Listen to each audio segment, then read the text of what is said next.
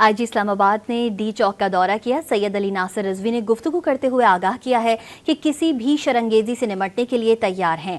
इस्लामाबाद में भरपूर security plan तश्कील दिया गया है। सिक्योरिटी प्लान का मकसद शरंगेजी को रोकना और लोगों की जान और माल का तहफ़्फ़ुज़ है। यकीनी बनाया गया है कि लोगों की आमदोरफ्त जारी रहे। आईजी इस्लामाबाद ने कहा कि इस्लामाबाद हाई कोर्ट का फैसला सबके सामने है। एयरपोर्ट आने जाने वालों के लिए कोई मसला नहीं। कानून के मुताबिक पुलिस की जो जिम्मेदारी है उसे पूरा कर रहे हैं। असलहा या ममनुआ चीज रखने वालों के खिलाफ कार्रवाई की जाएगी। आईजी इस्लामाबाद ने कहा कि इस्लामाबाद हाई कोर्ट का फैसला सबके सामने है।